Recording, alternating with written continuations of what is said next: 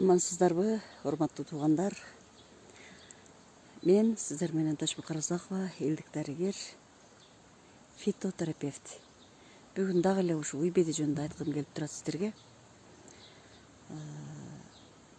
Мен уй-бедени сиздерге маалымат бергенден кийин бир канча адамдар менен байланышты, кантип ичиштин жолун, кантип териштин жолун сурашты. Дагы бир жолу айтып коеюн, мына астындагы жалбырагы менен кошо тересиздер, көлөкө жерге кургатасыздар. Анан өзү негизи кургагандан кийин чагылып ичиш керек. Эгерде шашылгандар болсо, чала курук болсо деле бир свежий мезгилинде деле кайнатып ичсе боло берет. Дарылык касиеттерин мен өтө көп айткам мен сиздерге. Бир гана боюнда бар аял ичпеш керек, анан тромбоцити аз болгон адам ичпеш керек. Ушуну ичкенден кийин бир келин кайрылды, жашы эле экен, 38-те, давлениясы 170-180ден түшпөйт экен. Мен ушуну 5 күндөн кийин ичкенден кийин дейт, таблетка колдонбой дейт. Ушуну 5 күндөн ичкенден кийин давлениям 140ка түштү эже. Рахмат сизге деп ушинти. Анан дагы бир жигит жалды, эже рахмат. 14 жылдан бери ичим катат эле. Сиздин айтканыңыз боюнча ушуну ичсем, запорго жакшы дегениңизден ичсем, мен уже ичим улуузара жакшы келип атат, катыган жери жок деп. Анан биздин айылдан, биздин көчөдөн 40 жаштан ашкан келин, оорукчан, диабети бар, анан күйөөсү жок, балдарын өзү жалгыз тарбиялайт, жакында операция болгон. Ошол келин WhatsAppка жазыптыр. Эже, үйүңүзгө барып дарбазаңызды такылдатсам, дарбазаны ачпадыңыз. Мен сизге рахматты айтып коеюн дедим эле.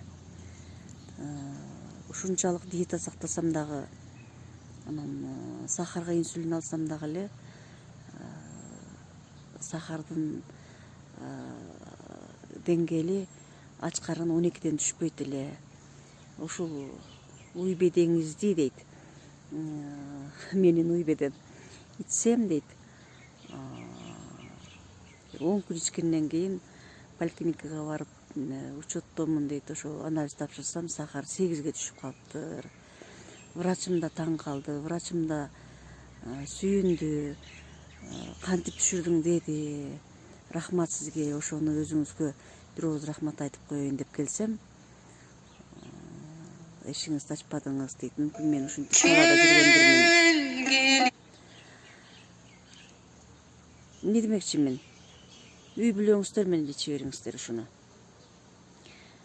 Кургатып алыңыздар таза жерден, мүмкүн болсо таза жерден кургатып алыңыздар. Дагы айтарым, Кытайдын, Индиянын чайынан дарылыгы барбы жокпу иче беребиз го. Ушуну бир ичиңиздерчи. Ден соолукту мындай өтө ооруп калгандар башка дарыларды дагы, башка дары чөптөрдү дагы кошуп ичет.